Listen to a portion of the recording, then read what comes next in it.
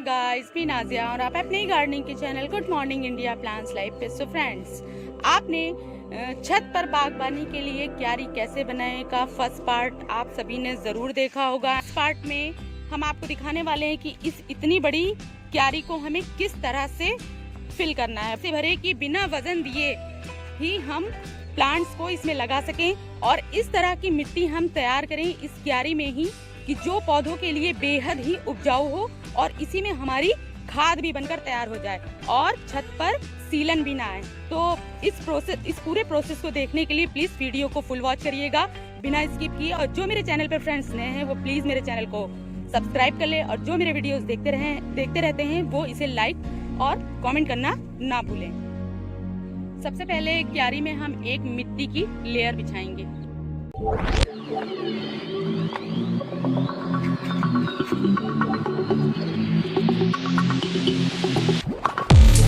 के बाद हम इसमें एक दूसरी चीज की लेयर बिछाएंगे। तो देखिए वो किस चीज की लेयर है। तो दोस्तों देखिए, ये हमने किचन वेस्ट इकट्ठा करके रखा है काफी दिनों से इसी क्यारी को फिल करने के लिए। तो ये अब इतना ज्यादा इकट्ठा हो गया है, इसी की दूसरी लेयर हम इसमें डालेंगे। हम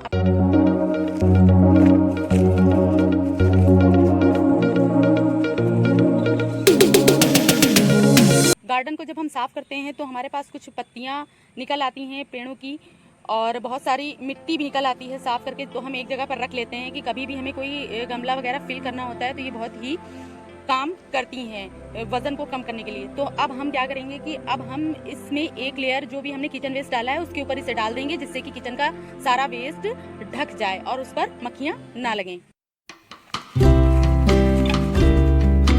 ये कुछ किचन वेस्ट से हमने खाद भी बना के रखी है, थोड़ी सी हमारे पास है तो हम इसे ऊपर से डाल देंगे। दोस्तों, क्यारी को भरने का एक स्टेप हमारा पूरा हो चुका है। इसके बाद हमें इसे 4 दिन के लिए इसी तरह से छोड़ देना है।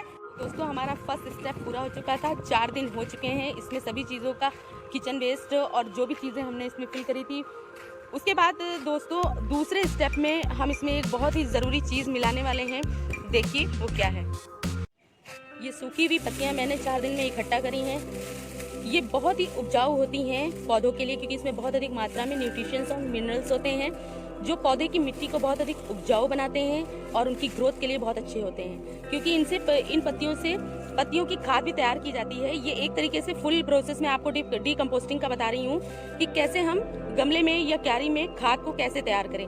तो यही सारा प्रोसेस आप डीकम्पोस्टिंग के लिए, खाद बनाने के लिए कर सकते हैं। तो दूसरे स्टेप में सबसे पहले हम यही डालेंगे।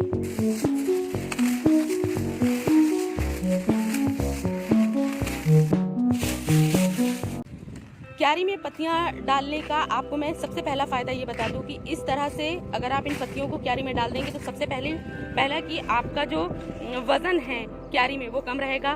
दूसरी बात, हमें पौधे के लिए सारे न्यूट्रिशन से इस क्यारी में से ही मिल जाएंगे, क्योंकि हमारा जो किचन वेस्ट है और हमारी जो पत्तियां हैं वो सब इसी में डीकम्पोस्ट हो रही हैं। तीसरी बात ये कि इसमें आप जब मिट्टी फिल करोगे तो आपकी मिट्टी कम लगेगी और इसी तरह से पौधे के लिए एक उपजाऊ मिट्टी हम तैयार कर सकते हैं इस प्रोसेस से।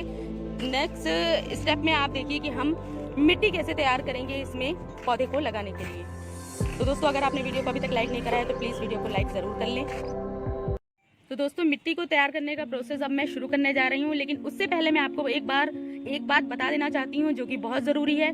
किसी भी तरह की आप मिट्टी तैयार कर रहे हो, चाहे वो आप गमले में लगाने के लिए पौधे को तैयार कर रहे हो, चाहे कंटेनर में या क्यारी में, आपको एक रेशियो मेंटेन करके रखना होगा कि हमें किस चीज को कितना लेना है। मतलब कि आपको 100% सॉइल तैयार करनी है जिसमें आपकी मिट्टी हमेशा ज्यादा रहेगी जो कि 50% रहेगी। बाकी आपको 20 और 10% रेशियो में सभी चीजों को मिलाना है। तो ये हमारे पास 5 चीजें हैं।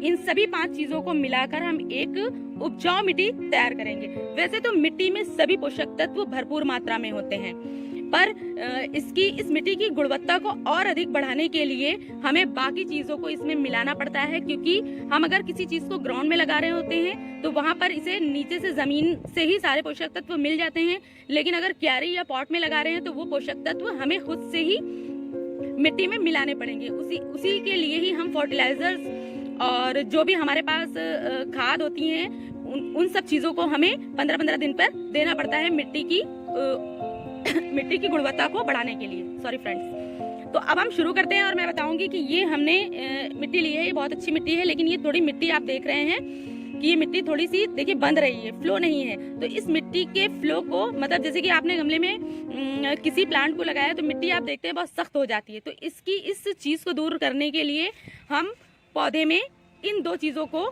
मिलाते हैं, जो कि मैं आपको दिखाती हूँ कि क्या है। तो सबसे पहले तो हम ये सैंड, बालू, कंस्ट्रक्शन के काम में ये यूज होती है। इसे हम मिट्टी में इसलिए मिलाते हैं कि मिट्टी में मिलने के बाद मिट्टी में थोड़ा सा जो मॉइस्चर होता है वो भी रिटेन रहता है, मतलब मॉइस्चर बनाए रखती है। और मिट्टी में मिलने के बाद देखिए इसका फ्लो अच्छा हो जाता है, भुरभुरी हो जाती है, इसलिए हम इसे मिट्टी में मिलाते हैं।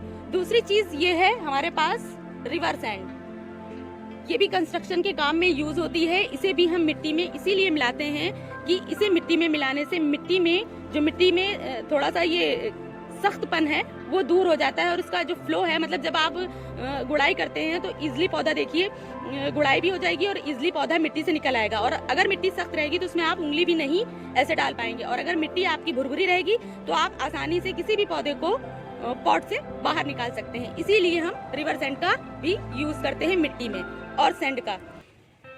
सो फ्रेंड्स, तीसरी चीज हम मिलाएंगे गोबर की खाद मिट्टी में। ये हमारे रेशियो में 30% रहेगी, 50% सॉइल रहेगी, 30% गोबर की खाद रहेगी। गोबर की खाद को हम इसलिए मिलाते हैं क्योंकि इससे अच्छी कोई भी खाद नहीं होती है। तो अगर आपको मिल जाए तो आप गोबर की ही खाद मिट्टी में मिलाएं, और अगर आपको नहीं मिलती है तो आप वर्मी कंपोस्ट भी इसमें मिला सकते हैं। चौथी चीज है हमारे पास ये राइस हस्क। आपने देखा होगा नर्सरी पे जब आप जाते हो तो गुलाब के पौधे ज्यादातर इसी में ही लगे हुए मिलते हैं। तो ये पौधों में फ्रूटिंग और फ्लावरिंग के लिए बहुत ही अच्छा काम करता है, और इसे सुपर फूड माना गया है। जानिए ये इतना ज्यादा, चावल का छिलका पौधों में बहुत ही अधिक फायदेमंद है। तो इसे भी आप मिट्टी में अगर मिला लेंगे तो हमारे ये 5 तत्वों से मिलकर, इन 5 चीजों से मिलकर एक सुपर मिट्टी तैयार होगी जो आपकी क्यारी में फ्लावरिंग को भर देगी। देखिएगा रिजल्ट मैं आपको जरूर दिखाऊंगी। तो इन 5 चीजों से मिलाकर अब हम ये मिट्टी तैयार करेंगे, और मिट्टी को मिक्स बहुत अच्छी तरीके से करना है। मैं भी आपको दिखाती हूँ कैसे।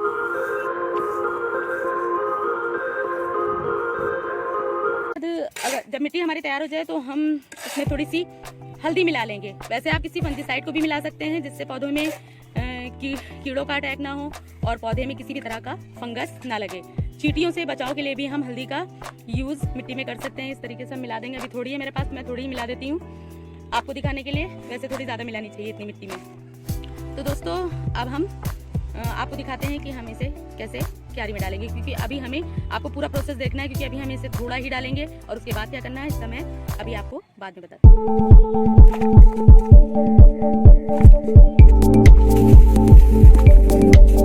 मिट्टी अभी क्यारी में कम भरी है क्योंकि हमारे पास कुछ प्लांट्स पॉट में काफ़ी बड़े हो गए हैं। इन्हीं प्लांट्स को हम पॉट से निकालकर क्यारी में लगा देंगे, इसीलिए मिट्टी अभी कम भरी है। क्योंकि इन प्लांट्स को जब हम पॉट से निकालेंगे तो हमें इन्हें बहुत ही सावधानी से निकालना है, क्योंकि हमें साइड से थोड़ी ही मिट्टी हटाकर पूरा प्लांट निकालना है, तो मिट्टी उसमें काफ़ी रहेगी। इसीलिए अभी मिट्टी हमने क्यारी में कम भरी है, इसीलिए, क्योंकि बाकी मिट्टी हम ऊपर से फिल करेंगे। फ्रेंड्स देखिए इसकी सॉइल इतनी अच्छी है कि ये पूरा प्लांट मैंने बहुत बड़ा है इसे निकाल लिया है इस तरीके से। ये देखिए पूरा निकल आया है।